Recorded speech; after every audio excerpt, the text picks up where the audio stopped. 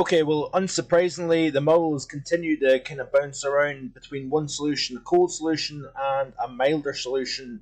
So, again, not going to hone in too much in terms of the various model output, but going to look at the facts, where we stand right now, and where I believe we continue to be heading towards down the road. Thanks for clicking on to the Saturday afternoon edition of Logan's European Outlook. IOD is negative. It is starting to come up towards the neutral, if you notice here, but that is a positive sign in terms of the winter season. The Arctic Sea Ice is still doing very very well. Quite not average, but it certainly is getting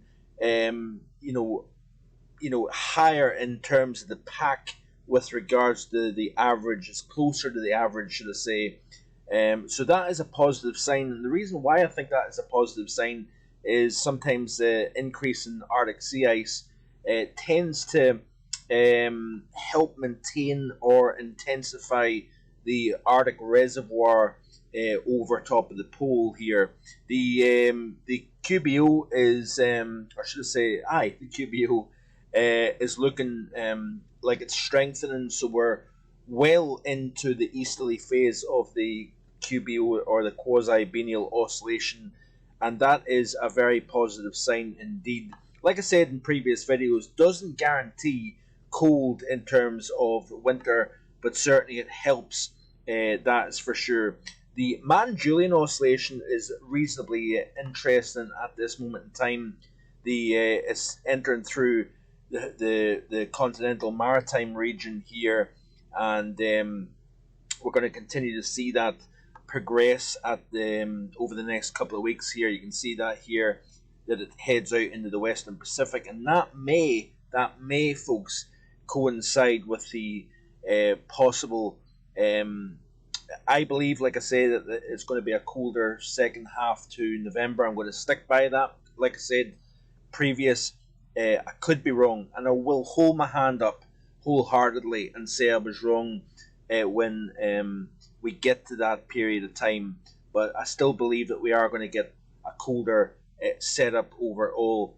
So certainly there's a lot of parameters that are looking reasonably positive at this moment in time.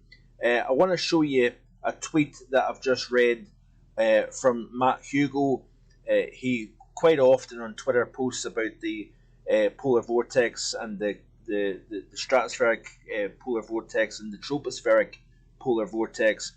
But Matt has tweeted just recently there saying that, is there any evidence for a strat and tropospheric coupling down the road? The answer is simply no. Despite a recovery in the stratospheric polar vortex, the tropospheric polar vortex is in tatters, as he writes it, looking ahead.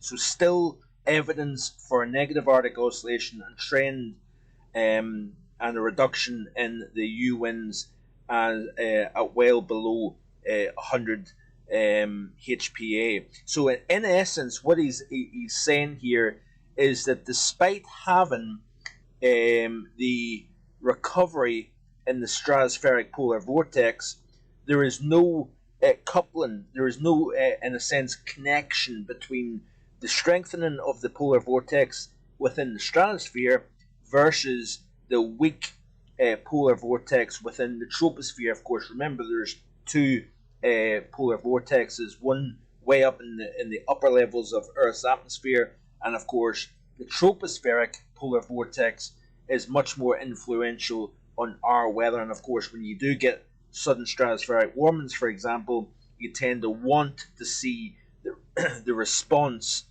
down through the levels of the atmosphere from top to bottom. And in a sense, if you're looking for cold weather, this is a good thing, because we've got a weak polar vortex in the lower portions of the atmosphere, while we've got a fairly strong one up above within the stratosphere. So the weakness is in the troposphere, and that is a good indicator in terms of cold.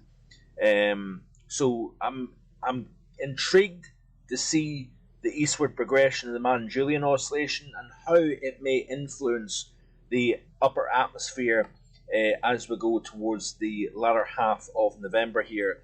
Looking at the current surface chart, of course, this is one model run. There is, of course, a lot of variation in the models at the moment with regards to the solution, but looks as if on the whole, high pressure is going to be the dominant player over the next 10 days and pretty much right over the southern UK. Of course, that is not a good setup for cold weather across the UK because it essentially blocks any type of incoming cold away from the British Isles. So we don't want to see that, of course.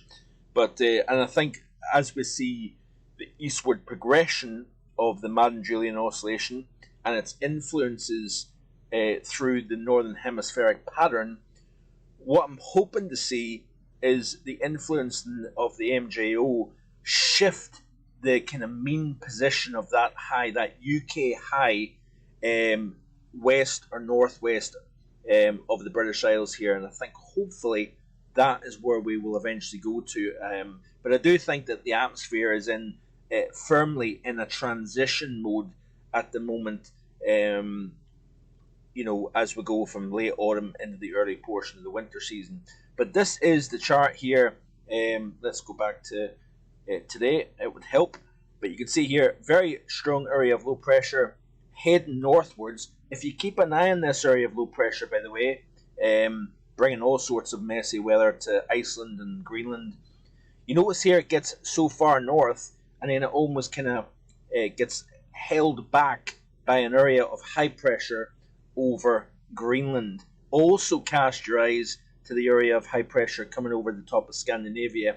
This will slide eastwards, as you can see here, and all the while that area of low pressure never really penetrates into Greenland. If you notice here, it kind of bobs around. It gets kind of blocked off by high pressure over Greenland. All the while, we're gathering heights further south here. So what we're doing is essentially we're getting a pileup of air with this area of low pressure up against the ridge, the blocking area of high pressure over Greenland, and in a sense what it's doing is it's building high pressure within the subtropics and extending it into the British Isles here. This is a mild settled pattern for the British Isles, but of course, as I say, we're seeing the eastward progression of the Julian Oscillation, and I think hopefully with that and its influence further north, we'll start to see a shake-up, if you will, of the atmosphere in the middle latitudes here. So you can see here, as I play through the loop, area of high pressure an area of high pressure drops south over Scandinavia in the eastern portions of Europe here. We've got a frontal system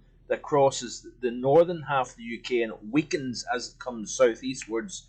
Then high pressure from the south builds into the UK, but we've also got the next frontal system. But notice that the area of high pressure further south becomes the more dominant player and essentially kicks an approaching front out.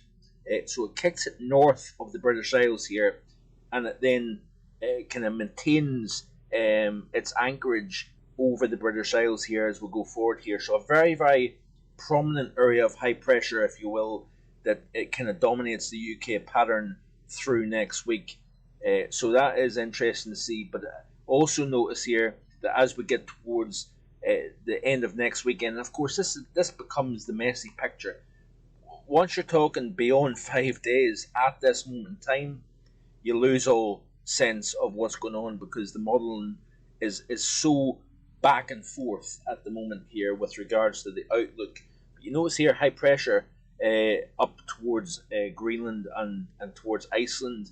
We've got an area of low pressure that is to the east of the UK, and that certainly would be an interesting scenario here.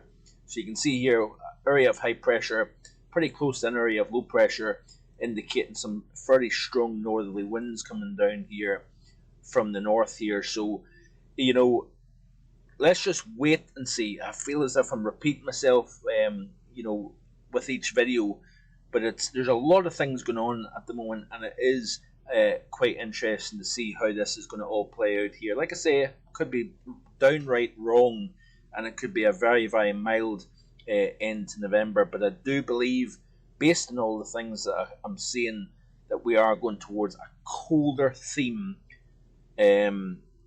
towards the latter half of November and into December here. So let's wait and see what happens. Hope you have a great rest of your weekend, and as always, I'll be back in the next couple of days with more. Bye bye.